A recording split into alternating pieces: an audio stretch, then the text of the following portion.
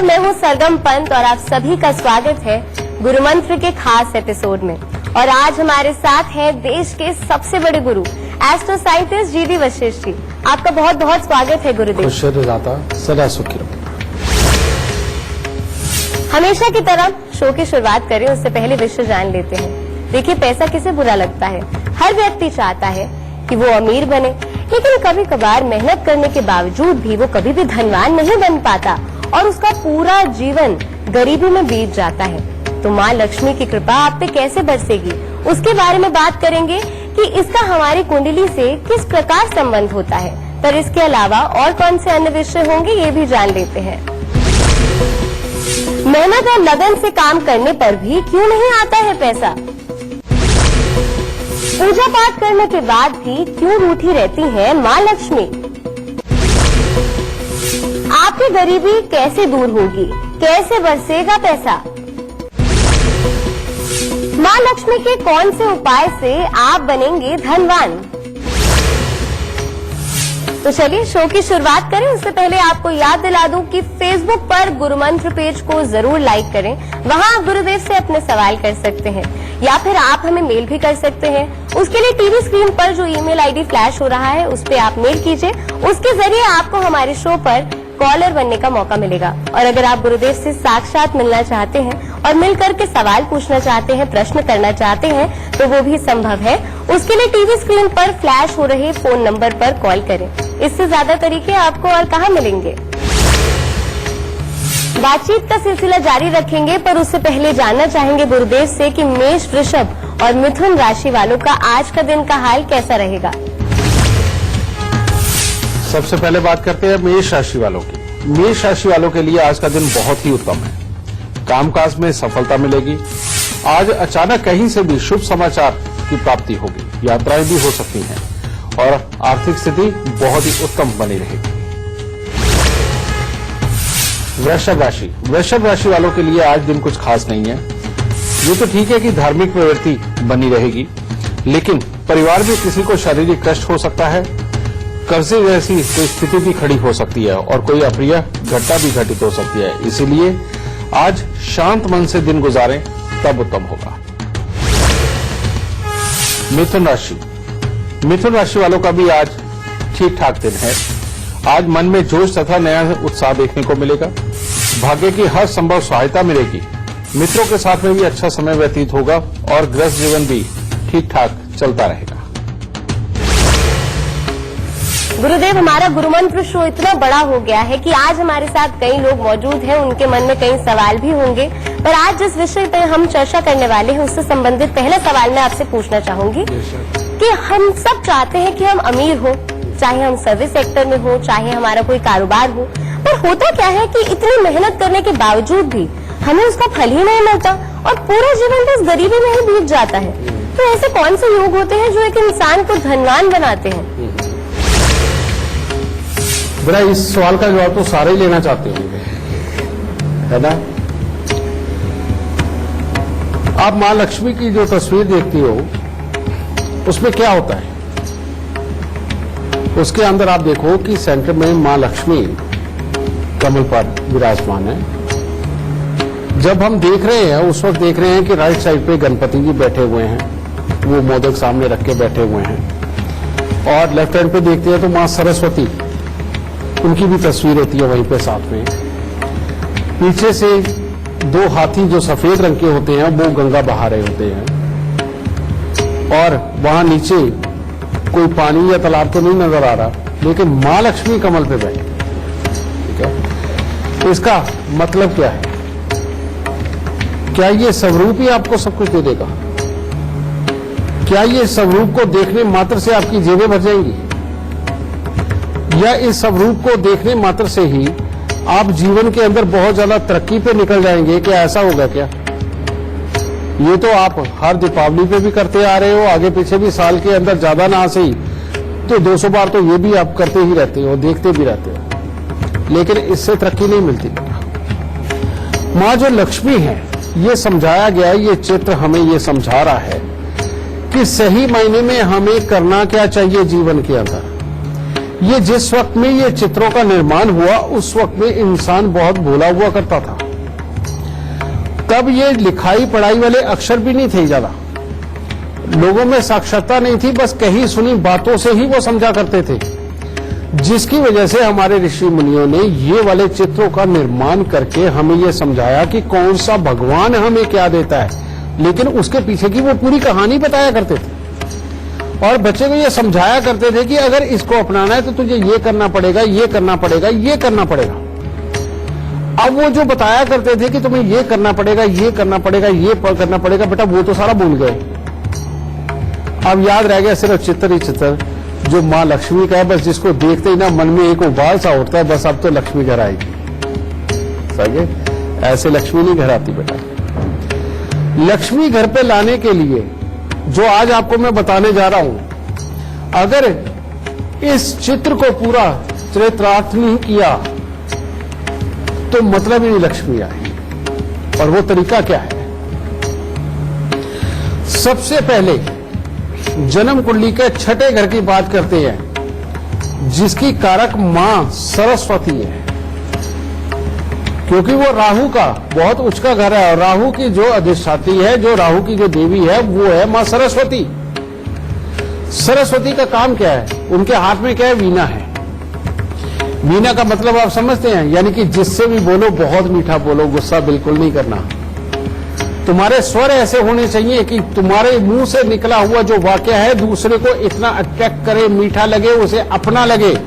ऐसे शब्द बिल्कुल नहीं निकलने चाहिए जो तुम्हारे बड़प्पन पे घमंड के हो, जो सामने वाले को छलनी कर दे और वो तुझे कड़वी निगाहों से देखने लगे।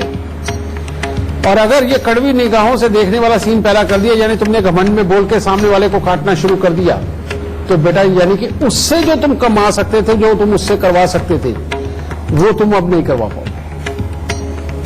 ठीक है? चाहे वो आपका पियोन ही है, छोटा मामूली सफाई कर्मचारी है, कोई अफसर है, तुम्हारे घर का है, कोई बाहर का है, कोई पड़ोसी है, यानी कि हर किसी के साथ वाणी इतनी मीठी कि दूसरे के दिल में उतर जाओ। फिर लेकिन थोड़े से चालाक बन के रहो। चालाक बन के कैसे? जो तुमने लिखाई पढ़ाई करी है, जिससे कि हर बच्चा माँ बाप से दुखी होता है बचपन में इस बात से कि हमें पढ़ने लिखने के लिए बोला जाता है, लेकिन बेटा पढ़ना बहुत जरूरी है, सीखना बहुत जरूरी है। तुम कुछ भी सीखो, कुछ भी पढ़ो, लेकिन तुम्हें रोज सीखना चाहिए, रोज पढ़ना चाहिए। जिसको पढ़ने का शौक नहीं है वो प्रैक्टिकल लाइफ में इधर उधर की चीजों को, हालात को देखता हुआ सीखे, और जिसको पढ़ने में इंटरेस्ट है वो पुरानी से पुरानी साइंस को निकाल के पढ़े और जो जो नया हो रहा है उसको पूरा पढ़ के चले। ये सीखो, मां सरस्वती ये सिखाती है। और हर किसी के साथ मीठा बोल के इतना दायरा अपना बढ़ा लो कि जहां देखो वहीं तुम्हारा अपना मिल जाए, जहां देखो वहीं अपना मिल जाए। जिस शहर में जाओ वहां पर भी तुम्हारा कोई जानकार होना चाहिए, इतना तुम्हारा दायरा बड़ा होना चाहिए। समझिए? अब आ जाती गणेश जी की बात। गणेश जी हमें कहा जाता है बेटा ये जो कुलों का स्थान होता है ये गणेश जी होता है। जो भी इंसान टिक के बैठ के प्लानिंग बनाता है, टिक के बैठ के सोचता है अपने भविष्य के बारे में, अपने पास्ट के बारे में, अपने प्रेजेंट के बारे में, और पास्ट प्रेजेंट फ्यूचर के बारे में सोच के जो इंसान आराम से सहजता से मीठा खाते हुए ठंडे दिमाग से जब सोचते हुए खुशी के मूड में सोचते हुए कोई चीज तैयार करता है, तो वो जो चीज जाती है। अब ये सरस्वती का ज्ञान और यहां इनका टिक के बैठ के चलना, समझिए, ये जन्म देता विचारों को, और विचारों का नाम भी राहु ही है। पॉजिटिवली प्लान बनाना, इसीलिए वो जो सफेद हाथी है ना पीछे से गंगा बहार है, ज्ञान की गंगा बहार है, वो ज्ञान की गंगा बहार है। और वो ज्ञान की गंगा इन दोनों के मिलन से होती है, यानी कि इधर ज्ञान, इधर धैर्य से बैठ के सोचना विचारना और अपनी जगह पे टिके रहना। ओके, इन सबको सोच के जब आप वो लगातार गंगा बहती चली जाती है, तो वहां से अब ये तो लगातार बहती जा रही है, हो सकता महीना, 15 दिन, हफ्ता, किसी के 2 दिन में, किसी के 5 साल भी। जब लगातार ये दिमाग का मंथन होता चला जाता है, इसमें से जब आइडिया फूटते हैं, अब रोज ही आइडिया फूटेंगे, रोज ही आइडिया आएंगे, लेकिन इनमें से कोई एक आइडिया ऐसा आएगा आप सबको कि जो क्लिक कर जाए, उसको तुम एग्जीक्यूट भी कर दो हिम्मत के साथ, और जिस दिन वो एग्जीक्यूशन पे चला गया और वो किसी ने देख लिया या वो काम कर गया, उस दिन सारी लक्ष्मी ही तुम्हारे घर में आएगी कमल पर। इस चित्र का मतलब ये है, इस चित्र का मतलब ये है। और इस पर तुम्हारा बहुत ही अच्छा काम करेंगे दिमाग प्लानिंग का, और तुम वाकई में बहुत अच्छी सोच को सोच के एग्जीक्यूट भी कर सको। उसके लिए कहा जाता है कि मां लक्ष्मी के मंत्र बोलो, ठीक है? मां लक्ष्मी के मंत्र बोलो। और क्योंकि मां लक्ष्मी के मंत्रों की वाइब्रेशन, उसमें ध्वनि में वो ताकत है कि वो आपकी सोई पड़ी नसों को जागृत कर दे, लेकिन सहजता के साथ, जोश के साथ नहीं, गुस्से वाले हालात के साथ नहीं, समझे? तो वही मां लक्ष्मी का जो श्री का मंत्र, श्री के मंत्र बेटा बहुत तरह के, आप अपने मंदिर के पंडित जी से भी कह दोगे ना कि हमें तो कोई भी लक्ष्मी जी का अच्छा मंत्र दे दो बेटा, वो दे देंगे, क्योंकि पंचांग में रोज ही लिखे होते हैं, ठीक है? एम ह्लीम क्लीम श्रीम, ये तो सारे बोलते हैं, ठीक है? तो ये मंत्र का भी जाप करोगे, दिमाग की नसें खुल जाएंगी, आइडिया काम करने लगेंगे। तो बेटा सही मायने में मां लक्ष्मी के चित्र के पीछे ये समझाया गया, हमें ऋषि मुनियों ने ये समझाया था। तो इसीलिए पूजा जरूर करो, लेकिन आंख बंद करके नहीं। इस चित्र को देखते ही तुम्हें अपने कर्म का आभास हो जाना चाहिए कि सही मायने में इसको जिंदगी के अंदर अपनाने के लिए, इस मां लक्ष्मी को पाने के लिए तुम्हें कितना सारा अभी कर्म करना है। गणेश जी की तरह धैर्य रखना है, सरस्वती जी की तरह ज्ञान होना चाहिए, मंथन चलता रहना चाहिए, जान पहचान को इस्तेमाल करना चाहिए, और करके अपने काम को सिद्ध करो, तब लक्ष्मी आएगी, समझे? और इसमें मदद क्या करता है? इसमें मदद करेगा मंत्र। जो भी इंसान लक्ष्मी का मंत्र करके चलेगा, श्री का मंत्र करके चलेगा, उस इंसान की दिमाग की नसें खुली रहेंगी, और उसको सही मायने में दूसरों से अपना काम कैसे निकलवाना है, ये आइडिया अपने आप ही आते रहेंगे, वो भी मीठेपन में। तो बेटा ये लक्ष्मी के मंत्रों का जाप करो, श्री के मंत्रों का जाप करो, और अपनी जिंदगी में सदा सुखी रहो। लेकिन ध्यान ये सारी मां लक्ष्मी के चित्र वाली मेहनत का रखना, ठीक है? खुश है। इससे पहले आगे बढ़े, जानना चाहेंगे कर्क सिंह और कन्या राशि वालों का आज का दिन का हाल कैसा रहेगा। कर्क राशि वाले आज बहुत ही व्यस्त रहने वाले हैं। कामकाज बहुत अच्छा चलेगा, जो भी कार्य करेंगे उसमें सफलता मिलेगी। घर परिवार में कोई मांगलिक कार्य भी हो सकता है, परंतु परिवार को आज समय नहीं दे पाएंगे। सिंह राशि, सिंह राशि वाले अगर आज अपने आप को विवादों से बचा करके रखें और गुस्सा न बढ़ने दें, तो शिक्षा प्रतियोगिता के क्षेत्र में लाभ होगा, लोगों के साथ अच्छा मेलजोल बढ़ेगा और मन प्रसन्न रहेगा।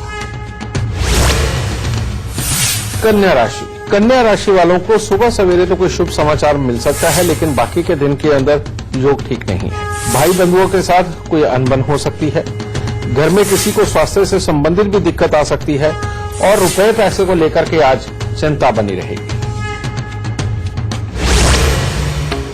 गुरुदेव समय हो गया है दर्शकों से भी सवाल लेने का। अगर आप लोगों की अपनी कुंडली से भी संबंधित कोई सवाल है तो आप पूछ सकते हैं, बस जन्म की तिथि समय स्थान बता दीजिए, फिर उसके मुताबिक आप सवाल पूछ सकते हैं। गुरुजी प्रणाम। हाँ खुश हो बेटा।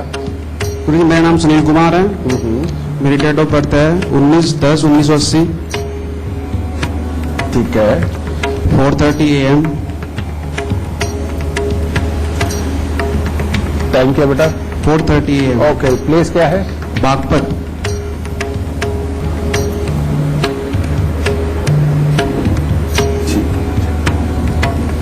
क्या सवाल है आपका? सवाल जॉब से संबंधित है, और मैंने कुछ उपाय भी किए थे। लाल किताब अमृत बनवाई थी, लेकिन उसके बाद यस आई कैन चेंज बनवाई, उसमें काफी उपाय किए जिससे मुझे अच्छा लगा। लेकिन अब मैं चाहता हूं कि कुछ और इम्प्रूव किया जाए लाइफ में, तो उसके लिए मैं आपसे मतलब गवर्नमेंट जॉब मिल जाए, इसके लिए क्या उपाय कर सकते हैं? बेटा अभी हम जिसका जिक्र करते हटे थे, मैंने कल के एपिसोड में भी बताया था कि अगर अपने आप को सक्सेस करना है तो छठे घर को जागृत करना बहुत जरूरी है, और 11वें घर का भी साथ में जागृत होना ये बहुत जरूरी है अपने पूरी तरह से लाभ को कमाने के लिए। तुम्हारी कुंडली के अंदर क्या हुआ बेटा कि काल सर्प दोष 5वें घर से 11वें घर का बन गया, जिसकी वजह से छठा घर तो बेचारा बिल्कुल ही सोया हुआ है, उसमें ताकत ही नहीं है। और जब ये छठा घर सो गया और उस तक किसी भी ग्रह की ऊर्जा ही नहीं पहुंच रही उसको जगाने के लिए, वही पूरी वर्किंग पे नहीं आ पाएंगे। 11वें घर में क्योंकि खराब वाला राहु पहुंच गया, जिसकी वजह से ये तुम्हारे लाभ को उल्टा डुबोरा, यानी कि जो तुमने सीखा, जो तुमने पढ़ा, उसके अकॉर्डिंग तुम उसी काम को करके आगे बढ़ जाओ, ये वो नहीं होने दे रहा। तो बेटा ये सही मायने में ये दो कमियों के कारण तुम्हारा जिंदगी में अधूरापन है कामकाज को लेकर के। अब तुम चाहते हो तुम्हें मिले सरकारी नौकरी, तो सरकारी नौकरी देने वाला सूर्य तो लगन में बैठा है, वो तो तैयार है, लेकिन जो इसके कारक बनेंगे छठे और 11वें घर, ये दोनों तैयार नहीं है। अब इसको जगाने के लिए तुम्हें क्या करना है, सबसे पहले वही 43 दिन तक कुएं में थोड़ा सा दूध गिरा। कुएं में दूध गिराने से छठा घर इतने ज्यादा एक्टिव होगा, उसमें से जब तुम कुएं में दूध गिराओगे बेटा, उस वक्त में वो अंदर की जो ताकत है, यानी कि अंदर की वो उसके अंदर ऊर्जा होगी, उसके साथ जैसे ही दूध छुएगा, वो जो एक तरह का वाष्प होएगा, उस ऊर्जा के साथ मिलकर के वो जो तुम्हारी नथनों में जाएगा ना बेटा, वो छठे घर को जगाने वाली ताकत वाला एक वो ऊर्जा वहां से पैदा होती है और उससे तुम्हारा वो दिमाग एक्टिव होगा। समझ गए? उससे वो एक्टिव होगा, छठा घर जागने लगेगा। जब 43 दिन लगातार गिरा के आओगे, नेचुरली बात है उसमें से वो आएगा। अगर वो भी नहीं कर सकते तो बेटा कोई छोटा मोटा तालाब ढूंढ लो, पर तालाब भी मिट्टी वाला, स्विमिंग पूल मत ढूंढना। कई वो तर्क संगत लोग बोलते हैं ना कि नहीं स्विमिंग पूल भी तो तालाब ही है, लेकिन बेटा जहां नीचे मिट्टी हो, ठीक है, छोटे तालाब ढूंढ लो और ऐसे में ढूंढना बेटे जिसके अंदर तुम वाकई में आराम से नहा सको, कहीं गहरे में मत चले जाना, ठीक है, या तालाब के अंदर 43 से नहाओ, छठा घर पूरी तरह से जाग जाएगा।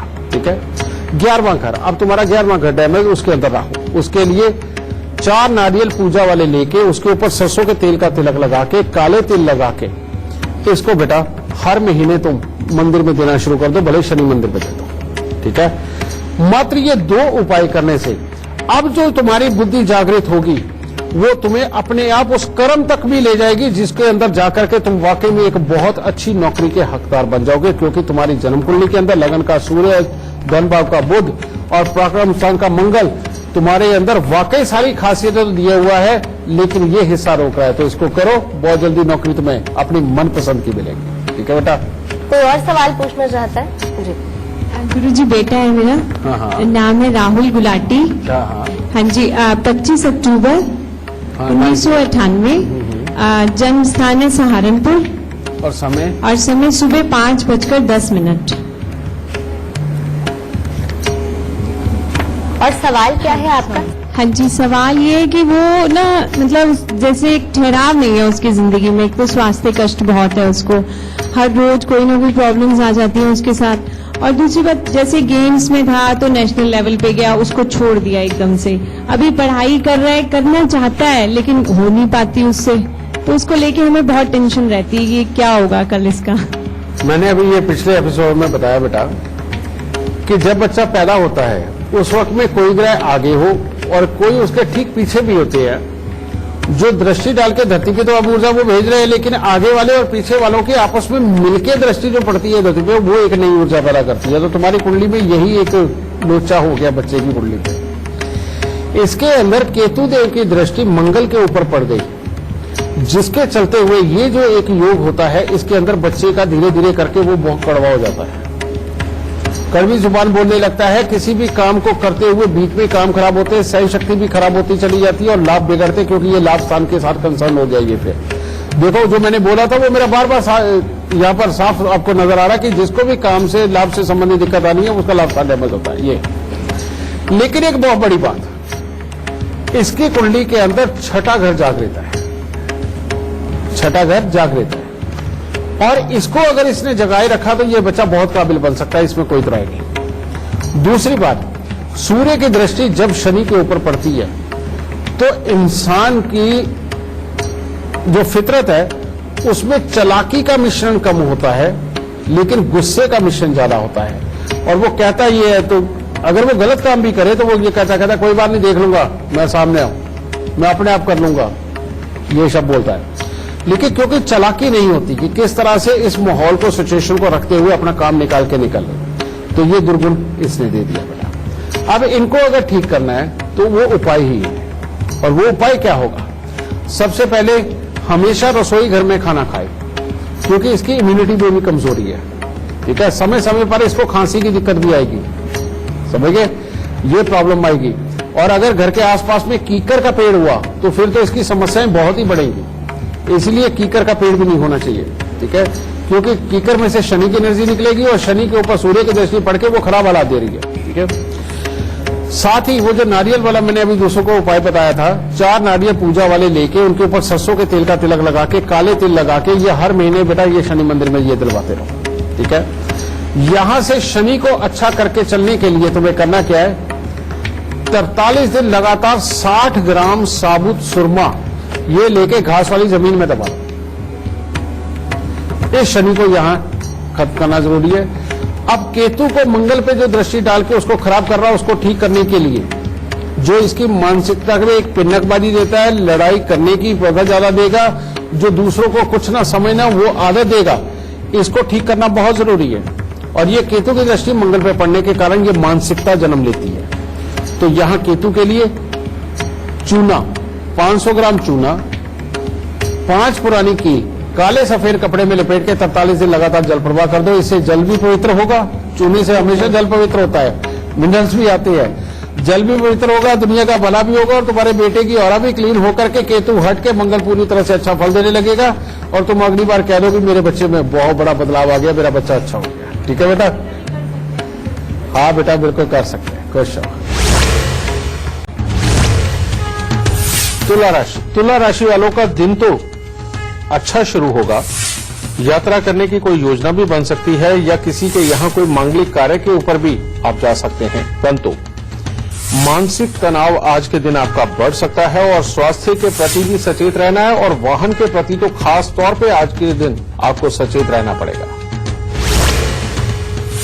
वृश्चिक राशि, वृश्चिक राशि वालों के लिए कामकाज और धन की तरफ से तो आज का दिन अच्छा है, परंतु अचानक बेवजह किसी के साथ वाद विवाद परेशानी का कारण बन सकता है। मानसिक तनाव बढ़ेगा और गृह जीवन में भी कला उत्पन्न हो सकती है। इसीलिए सुबह सवेरे थोड़ा सा जल और दूध भोलेनाथ पे चढ़ा करके दिन की शुरुआत करें। धनु राशि, धनु राशि वालों के लिए आज का दिन बहुत ही उत्तम है। कामकाज में हर तरह की सफलता की प्राप्ति होगी, परिवार के साथ अच्छा समय भी व्यतीत होगा और मन में प्रसन्नता देखने को मिलेगी। शुभ समाचार प्राप्त होगा। और किसी का कोई सवाल है तो पूछ सकते हैं। आपका नाम क्या है और जन्म का समय, तिथि, स्थान बता दीजिए सवाल पूछने से पहले। जय माता दी। खुश है बेटा। मेरा नाम मेघना सचदेवा है। हाँ। मेरा जन्म तिथि है 12 सितंबर 1996। समय है 12:04 दोपहर के। कहाँ का जन्म है बेटा? दिल्ली का।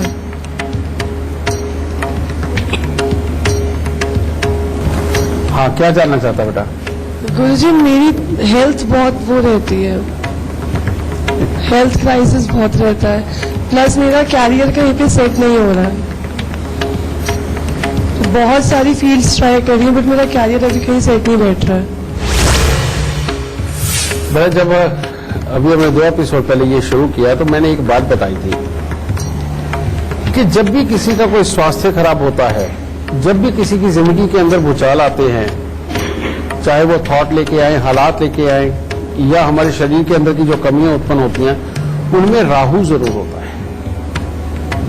तो इसकी कुंडली के अंदर भी बेटा यही सेम सिचुएशन बनी कि सूर्य बुध राहु इसके 10वें स्थान के ऊपर और शनि देव की दृष्टि जो कहता है जिंदगी में कभी भी कोर्ट कचहरी और हॉस्पिटल ये लगे रहेंगे। अभी हॉस्पिटल तो बाद में ये कोर्ट कचहरी की तरफ भी लेके जा सकता है। कारण ये है कि सहन शक्ति धीरे धीरे करके कमजोर हो जाती है। समझिए, आदमी प्लानिंग बना के जो चीज कर्म को करता भी है, उसके अंदर जब कोई ना कोई भावना स्वार्थ की भी अपने हो, जो कि सामने वाले के लिए भी होती है इस तरह की कि नहीं उसको नहीं ये मिलना चाहिए क्योंकि उसके साथ खुंदक हो गई, और तब जो मानसिकता जन्म लेती है उसके प्रति अपनी खुंदक है बेटा, वो चीज कोर्ट कचहरी को भी जन्म देती है।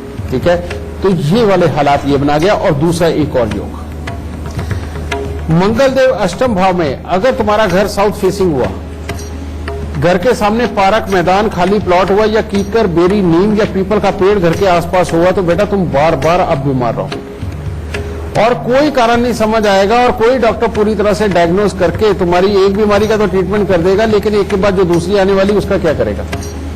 ठीक है, ये एक के बाद एक बीमारी ना आए इसके लिए तुम्हें ध्यान रखना है कि साउथ फेसिंग घर में कभी नहीं रहना, घर के आसपास कीकर, बेरी, नीम या पीपल का पेड़ ना हो और बहुत बड़ा खाली मिट्टी जिसमें उड़ती हो ऐसा कोई ग्राउंड ना हो।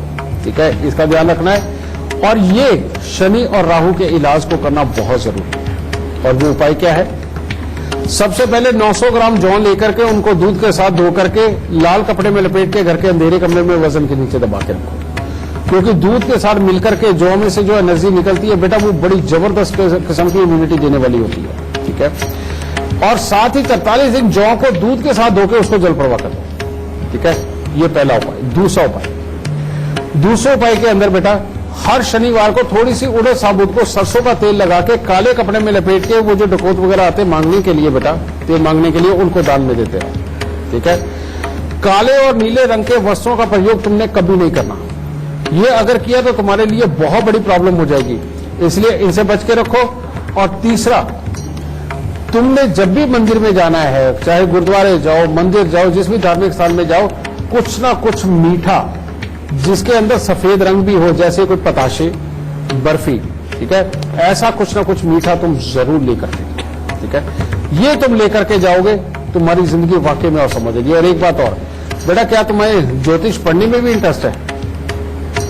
ठीक है, क्योंकि चंद्रमा तुम्हारा बेटा 9वें घर के अंदर जो बहुत ही अच्छे दिल का इंसान बनाता है और दूसरे घर का बृहस्पति, भविष्य में तुम कोई ना कोई ऐसी विद्या जरूर सीखोगी जिससे कि दुनिया का भला होगा। और जब तक तुम वो विद्या सीखनी नहीं शुरू करती और उसको वाकई में लोगों को लिए इस्तेमाल करके उनका भला नहीं करना शुरू करती, तुम्हारी जिंदगी के अंदर वाकई में जो बहुत अच्छा इज्जत का उठाव होना चाहिए वो नहीं हो पाएगा। और तुम्हारी कुंडली के अंदर ये योग है कि तुम्हारी बहुत बड़ी इज्जत होगी और एक समय के अंदर तुम भी किसी गुरु के स्थान पे हो। ठीक है, तो ये उपाय करो, दाता जरूर सुख देगा। क्वेश्चन। गुरुदेव, हम सब चाहते हैं कि हम धनवान बने, अमीर बने, और अगर धनवान ना भी बने तो थोड़ी सी जो घर की परिस्थिति है वो तो सुधर ही जाए, और उसके लिए कहते हैं कि माँ लक्ष्मी को प्रसन्न करना बहुत जरूरी है। बिल्कुल। और कई दर्शकों का ये सवाल है, अधिकतर लोगों ने मुझसे भी ये पूछा है कि पूजा करते हैं, ठीक है, पाठ करते हैं, मंदिर जाते हैं, और उसके बावजूद भी कुछ नहीं हो रहा, तो क्या कमी हो रही है हमारी एंड से? बेटा, लक्ष्मी को अपने घर पे बुलाना हो जी, तो जन्म कुंडली का तो जो घर जिम्मेवार होता है वो होता है दूसरा और चौथा, क्योंकि दूसरे घर से लिक्विडिटी और चौथे घर से जमा पूंजी ये देखी जाती है।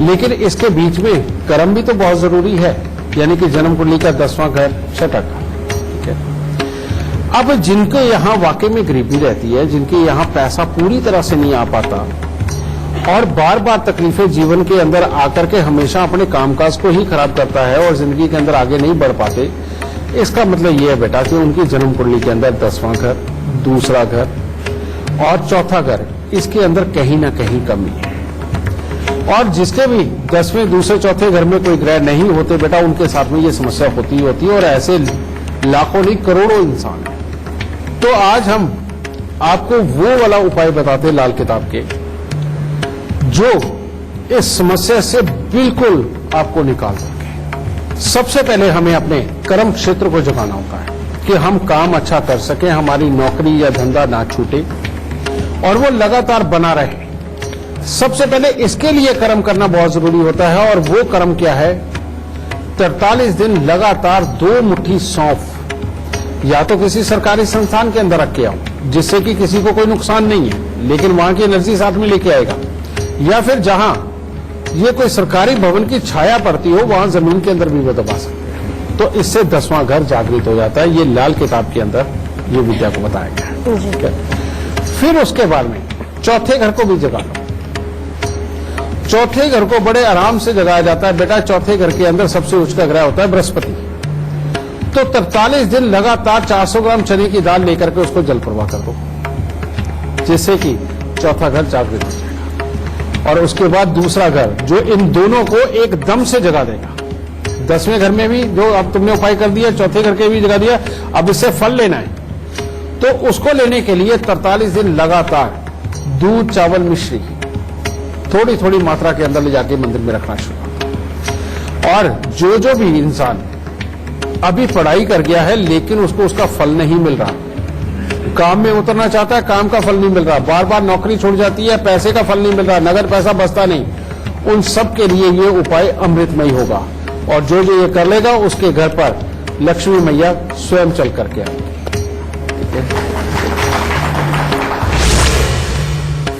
इससे पहले आगे बढ़े, मकर, कुंभ और मीन राशि वालों का आज का दिन का हाल जान लेते हैं गुरुदेव से। मकर राशि वालों के लिए अति उत्तम दिन है। आपको अपनी बुद्धिमत्ता और योग्यता का पूरा लाभ हासिल होगा। शरीर में हर तरह की चुस्ती फुर्ती वो बनी रहेगी। आप हर काम को बहुत ही समझदारी के साथ आज के दिन करेंगे और आप बड़ों की बातें आज के दिन पूरी तरह से मान के उनका सत्कार करेंगे। कुंभ राशि वाले आज के दिन कोई नई सोच और उत्साह के साथ कुछ भी नया करने की सोचेंगे। कामकाज में भी अच्छा लाभ होगा और मित्रों का भी अच्छा सहयोग प्राप्त होगा। शरीर में चुस्ती फुर्ती बनी ही रहेगी। मीन राशि वालों का दिन कुछ खास नहीं है। परिवार के साथ तो अच्छा समय व्यतीत हो सकता है, मन में प्रसन्नता भी बनी होगी, परंतु घर में किसी का स्वास्थ्य खराब हो सकता है। मानसिक चिंताएं आज के दिन बढ़ सकती हैं और आर्थिक चिंताएं परेशानी का कारण बन सकती हैं। तो चलिए इससे पहले आगे बढ़े, हमारे साथ एक लाइव कॉलर जुड़े हुए हैं। हमारे साथ है हरीश रिजवानी जो कि इंदौर से जुड़े हुए हैं। प्रणाम गुरुजी। बहुत बहुत स्वागत है आपका हमारे कार्यक्रम में। और गुरुदेव से आप अपना सवाल करें उससे पहले आप हमें अपने जन्म की तिथि, समय और स्थान बता दीजिए। जन्म समय 1968 सुबह 8 बजे, इंदौर। मेरा सवाल ये है कि मेरा कर्जा एक चक्कर उतरता है फिर वापस चढ़ जाता है, इसका कोई उपाय बताइए। अब इसके पीछे की मैं तुम्हें साइंस बताता हूँ जो इनकी जन्म कुंडली में है। जी। इनकी जन्म कुंडली के अंदर बेटा तुम्हारी में सबसे पहले जो तुम्हारा कर्म स्थान है वही दृष्टिहीन हो गया है, बेकांता हो गया है। और ये यहाँ पर दो ग्रह यानी कि शनि और चंद्र दोनों मिलकर के बैठे हुए शनि को इतना खराब कर गए हैं कि कामों के लिए कंफ्यूजन हमेशा खड़ा रहेगा, घर में सीलन आएगी। अगर पैसे को जमा करने की कोशिश भी करते हो तो तुम्हारी ही सोच विचार, तुम्हारे आइडिया के ऊपर वो खर्च होकर के खत्म होगा। ये योग बड़ा गंदा है। उसका कारण क्या है? तुम्हारी जन्म कुंडली के अंदर 12वां घर भी जागरा हुआ है जिसके अंदर सूर्य, मंगल और शुक्र का मेल यानी कि खर्चे ज्यादा करवाता है। तो खर्चे का घर ही जाग गया तो अब वो प्लानिंग वाली वो बुद्धि तो आएगी नहीं जो पैसे को जमा कर दे, हमेशा खर्चे की आएगी। तीसरा बेटा तुम्हारी जन्म कुंडली के अंदर बुध देव का 11वें स्थान के अंदर होना, ये नई नई स्कीमें, नई नई चीजों को सोच करके उनके अंदर उतर के अपने आप की स्थिरता को भी ये कमजोर करने का काम करता। और ऊपर से तुम्हारे ऊपर राहु की महादशा आ गई जो कि भाग्य को चोट देती है। तो इतने सारे रीजन बन गए। अब तुम्हें बचना किस चीज से है? वो ये बचना है कि अगर तुम्हारे घर के आसपास कहीं पर भी कोई गंदा पानी इकट्ठा होता है, अगर उस जगह पर तुम रहोगे तो तुम्हारे वो जो गंदा पानी की जो ऊर्जा उठती है बेटा वो तुम्हारे नखरों से जैसे जैसे अंदर जाएगी वो तुम्हें हमेशा ऐसी ही मानसिकता की देगी कि जिसके अंदर तुम काम ना बढ़ा सको और तुम्हारे काम खराब हो। तो इसीलिए सबसे पहले तुम्हें उस माहौल से बचना है कि जहां पर गंदा पानी इकट्ठा ना हो तो तुम्हें वहां रहना है। दूसरा, तुम्हारे अपने घर में भी अंडरग्राउंड वाटर टैंक बिल्कुल नहीं होना चाहिए। और तीसरा, इस वक्त में खास तौर पे तुम बेटा नीले और काले रंग के वस्त्रों से प्रयोग के दूर रहोगे क्योंकि ये प्रयोग करोगे तो चंद्रमा ये डैमेज ही रहेगा और शनि भी खराबी देगा। तो इसके लिए बेटा सबसे पहले उपायों के रूप में तुम्हें क्या करना है?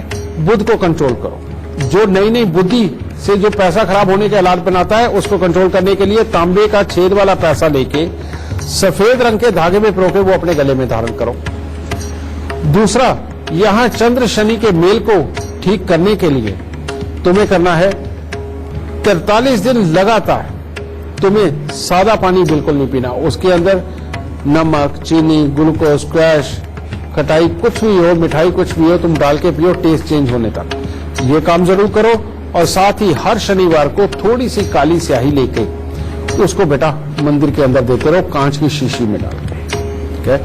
ये उपाय करना मत भूल बेटा। इतने से ही किए हुए उपाय तुम्हें इस बुरे वक्त से निकालने के लिए काफी है। इसके साथ में अगर तुम सोने की चेन गले में पहनते हो, हर रोज केसर का तिलक नाभि जुबान माथे पर लगाते हो और अपने शरीर का जोश बनाए रखने के लिए घर में कुत्ता पालते हो, तो बेटा ये सोने पे सुहागा हो जाएगा और तुम अपनी जिंदगी के अंदर वाकई में जितनी काबिल तुम्हारी कुंडली है बृहस्पति के धन भाव में होने से उसका पूरा असर मिलकर के तुम वाकई अपने काम धंधे में पूरी तरह से खिल के निकलोगे और तुम्हारे पास कोई कमी भी नहीं होगी। खुश रहना।